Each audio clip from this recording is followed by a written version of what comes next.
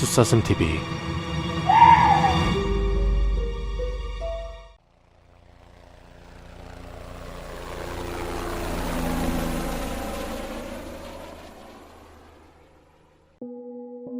(1989년 7월 24일) 일본 홋카이도 관할의 경찰은 이 지역에서 등산을 하다가 실종된 사람을 찾기 위해 헬기를 타고 수색에 나섭니다. 그런데 한창 수색을 하던 경찰은 등산로에서부터 상당히 떨어진 곳에서 기묘한 문장을 발견하게 되는데요. 그건 바로 SOS라는 단어로 조난된 사람이 남긴 것처럼 보였다고 합니다. 조난된 사람은 다행히 표식이 있는 지역에서 2-3km 떨어진 곳에서 발견되었고 사건은 일단락되는 것처럼 보였죠. 이후 경찰은 당시 상황에 대한 이해를 위해 구조된 사람에게 조사를 진행했는데 매우 뜻밖의 대답을 듣게 되었다고 하는데요. 구조된 사람이 남긴 것으로 보였던 그 SOS 표식에 대해 해당인은 전혀 모르고 있었던 것이었습니다.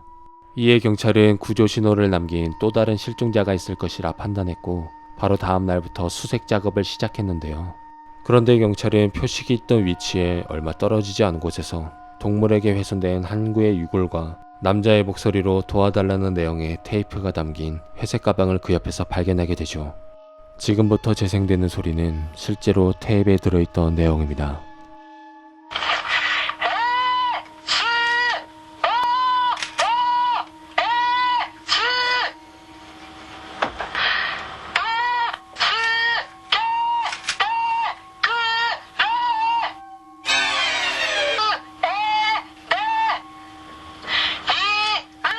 死者の声から8年、最終鑑定の結果、白骨遺体は男性で SOS の声と同一人物であることが分かった。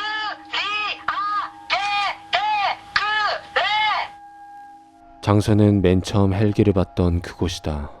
조리대가 우거져 있어 위로 올라갈 수 없다 라는 말도 했는데요. 분명 테이프에는 벼랑 위에서 움직일 수가 없다 라고 녹음이 되었지만 가방이 발견된 장소는 능선으로 벼랑 같은 건 존재하지 않았다고 하는데요. 때문에 녹음은 조난된 당시에 이루어졌고 피해자는 절벽에서 내려왔지만 능선에서 모종의 이유로 사망한 것으로 보여졌다고 합니다. 가방에는 테이프 말고도 녹음 기능이 있는 휴대용 카세트와 세면 도구 그리고 라디오와 부적 같은 게 들어있었다고 하는데요. 경찰은 당시 입산 명부와 실종자 목록 그리고 유류품을 조사한 결과 이 유골은 지금으로부터 5년 전인 1984년 7월에 실종된 아이치현에 거주하고 있던 한 남성 회사원으로 추정했습니다. 그리고 유골을 과학수사연구소로 옮겨 감식이 진행되었는데 사망자는 25에서 35세 정도에 키는 160cm, 혈액형은 A형. 그런데 성별은 남자가 아닌 여자로 밝혀졌다고 합니다. 경찰은 이 사실을 듣고 사망한 여성 B씨 외에 또 다른 실종자가 추가적으로 있을 것을 직감했습니다. 그 이유는 SOS라는 글자에는 한 획당 5m 이상의 나무로 이루어져 있었기에 이걸 160cm의 작은 체구의 여성이 만들었다 보기 힘든 상황이었기 때문이죠. 이러한 수사 결과에 경찰은 혼란에 빠졌는데요. 경찰은 우선 생전 B씨의 발자취를 추적했습니다. 그 결과 이 여성에겐 같은 회사에서 연인 관계였던 남자 회사원 A씨가 있었고 둘은 함께 등산길에 올랐다가 함께 실종된 것으로 밝혀졌는데요. 때문에 테이프에 녹음된 남자의 목소리는 A씨의 목소리로 추정되는 상황이었죠. 이후 경찰은 수색 범위를 넓혔고 처음 유골이 발견되고 근처에서 A씨로 추정되는 유골도 발견할 수 있었는데요. 그곳에선 A씨의 면허증과 시계도 있었기 때문에 경찰은 A씨와 B씨가 함께 산에 올랐다가 조난을 당했고 SOS 표시까지 만들었지만 끝내 구조되지 못하고 사망한 것으로 잠정 결론을 내렸다고 합니다. 그런데 사망자의 유류품을 가족들에게 전달하고 사건이 종결되어가는 과정에서 수사는 또 한번 미궁에 빠지게 되는데요. 남자 회사원 A씨 가족들의 예상치 못한 반응 때문이었습니다. 그의 가족들은 2차로 발견된 면허증과 시계는 자신의 아들 것이 맞지만 여성 회사원 B씨 근처에서 처음으로 발견된 일체 유류품은 망자의 것이 아니라고 주장했기 때문이죠. 결정적으로 카세트에 녹음된 구조 메시지의 목소리가 아들의 것과는 전혀 다르다 했다고 합니다. 이에 경찰은 추가적인 감식을 진행했는데 실제로 1차 유류품과 2차 유류품에서 나온 DNA는 서로 달랐고 이 점을 미루어 보아 두 사람 외에 또 다른 한 사람, 제3의 인물이 추가적으로 있었다는 사실이 밝혀지게 되죠. 경찰은 결국 이 인물의 정체를 밝혀내야 했기에 다시 또 그 지역으로 찾아가 수색을 진행하게 됩니다. 그런데 거짓말처럼 또 하나의 가방이 이번엔 SOS 표식 근처에서 나오게 되는데요.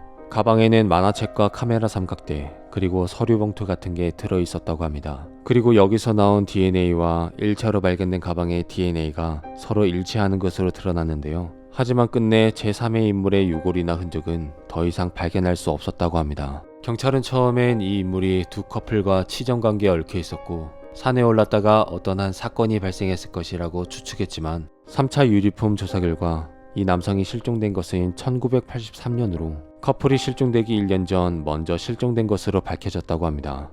그러니까 이 사건을 간략하게 정리하면 이 SOS 표식은 두 커플이 입산해 사망하기 1년 전 1983년에 실종된 사람에 의해 만들어졌고 1년 뒤 커플이 우연히 이 표식 근처에서 조난을 당해 구조되지 못하고 사망했다가 되는 것이죠.